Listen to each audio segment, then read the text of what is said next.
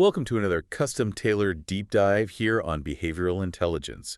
Today, we are continuing our journey through Domain C, which is all about measurement, data display, and interpretation. Yeah, the really fun stuff. Right, the absolute bedrock. And specifically, we're focusing on BCBA Foundation C.3, measuring the occurrence of behavior. Which is, one of the most frequently used measurement approaches in the entire field of applied behavior analysis. Exactly. So our mission for you today is pretty straightforward. We want to take a stack of dense sources, mock BCBA exams, foundational ABA textbooks, ethical guidelines, and extract the ultimate shortcut for you. We're going to figure out exactly how to measure how often behaviors happen using count, rate, and percentage. Because whether you're trying to crush your upcoming exam or just trying to become a sharper observer in your daily life, getting this right is crucial. Okay, let's unpack this. Because if we start at the absolute most basic level of measurement, before anyone can analyze a behavior, they just have to count it. Right. You just tally it up. But looking at the sources, it turns out that simple counting is actually kind of a trap. Oh, it is a massive trap. I mean, we define count or frequency as just a simple tally, like literally making a mark on a page every time a behavior happens. Just 1, 2, 3, 4. Exactly. The clinical examples in the text are super straightforward. It's like counting how many times a client named Travis passes a basketball during a game. Okay. Or a teacher counting the number of cartwheels a child does on the playground. It's just a raw number. Yeah, but okay, counting behavior is like counting calories. If someone comes up to me and tells me they ate 5,000 calories, my immediate question is, was that in one day or 1 week? Right, because that completely changes the picture. Completely. Without knowing the time frame, that raw count of 5,000 is completely useless to me. It could be a binge or it could be starvation. That is such a perfect analogy, and it completely validates why the BCBA task list strictly separates frequency, that raw count, from rate. So rate is where we bring time into it. Yes. You take that raw count and you divide it by the observation time. So instead of just saying a kid read 95 words correctly, which is just a count. You say they read 95 words correctly per minute. Exactly. Per minute. And what's fascinating here is how strictly the modern texts separate these two concepts, because some older textbooks used frequency and rate totally interchangeably. Oh, really? That sounds super confusing. It was. But now, to truly compare behaviors across different observation periods, rate is the absolute gold standard because, observation sessions are rarely exactly the same length. Right. Life happens. You might observe for 10 minutes one day and an hour the next. Yeah.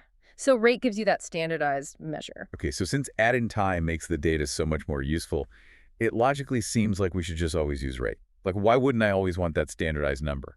Well, you would think so, but the source is actually explicitly warned against doing that. Wait, really? Why? Because it's about using the right tool for the job. Rate is perfect for what we call free operands. Free operands. Okay, remind me what that means in this context. It basically refers to discrete behaviors that have a really clear beginning and end, and they take very little time to do. Plus, the person can do them pretty much whenever they want. Like they're free to omit the behavior. Exactly. Yeah. The mock exams use a great clinical example for this. Imagine an adult in a sheltered workshop who keeps making inappropriate jokes. Okay. And it's disrupting the work. A joke takes, 5 seconds to tell? It has a clear start and finish. So tracking the rate like jokes per hour perfectly captures that baseline. Okay, I get that. But wait, what if the behavior lasts a really long time? Let's say a kid throws a massive, epic 45-minute tantrum. Oh, yeah, the epic tantrum. Right. If I record the rate as like 1 tantrum per hour, that completely fails to capture the nightmare of that hour. Yes. 1 per hour sounds great on paper, but the reality is they spent 75% of the hour screaming on the floor. I love that you brought this up. This is a huge point. Rate is a terrible measurement for continuous behaviors that extend over a long period of time. Because it just hides how severe it actually was. Completely hides it. Tantrums, cooperative play, staying on task, if it eats up the clock, rate is the wrong choice. Yeah. And it's also highly inappropriate for restricted operands. Restricted operands, as opposed to free operands. Right. Think about discrete trial training, or DTT. The opportunities to respond are limited by the teacher. Like the teacher holding up a flashcard and saying, "What is it?" Exactly. The student can't just shout out 50 answers in a minute if the teacher is only showing them 10 flashcards. The environment is restricting their opportunity. So measuring their rate there wouldn't make sense because the teacher's the one controlling the speed, not the kid. Bingo. You'd be measuring the teacher's rate of flipping cards, essentially. Okay, well, here's where it gets really interesting. Because if rate doesn't work when opportunities are limited by a teacher, what are we supposed to use? I mean, the obvious answer to me is percentages. Yep, that's where most people go. Because we all know percentages. You take a test, you get a grade. But looking at the sources, it seems like percentages can completely lie to us. They absolutely can. And they do it all the time in clinical settings. So just to define it, percent of occurrence is just the ratio of responses to total opportunities, right? Like you said, answering 39 out of 50 questions correctly gives you a 78%. Simple enough. Yeah. But the text brings up this massive danger with small denominators. And this blew my mind a little bit. Oh, the small denominator issue is terrifying if you're relying on that data. Right, because say an observer only tracks 4 intervals, and they see the target behavior in 3 of them. That's 3 out of 4, 75%. Which looks like a pretty solid trend. But just one single missed behavior, like if the observer blinks and misses it, drops the data down to 2 out of 4, which is a massive 25% plunge down to 50%. Yeah, the data just falls off a cliff. It makes the kid look wildly unstable when really it was just a tiny sample size. And that's why the sources have a golden rule for this. If you are going to use percentages, they should ideally be based on a minimum of 30 opportunities. 30. Okay. Yeah, 30 opportunities or intervals to be considered reliable. Anything less, and the math's just too volatile to base an intervention on. That makes total sense. Yeah. But there's another issue with percentages, right? The fluency trap. Yes. If we connect this to the bigger picture of how people learn, hitting 100% accuracy actually puts an artificial ceiling on your data. Because you can't get better than 100%. Exactly. So if a learner hits 100%, the graph goes flat. But what if they're getting faster? What if yesterday it took them 10 minutes to get 100% and today it took them 2 minutes? The percentage doesn't show that speed improvement at all. It completely hides it. But the fluency trap goes even deeper. Percentages can actually hide errors. Wait, hide errors? The sources outline a very specific mathematical example for this. Let's say a student gets 50% on a math worksheet one day. Say 5 out of 10 questions correct. Okay, 5 correct, 5 wrong. Then the next day, they get 60%.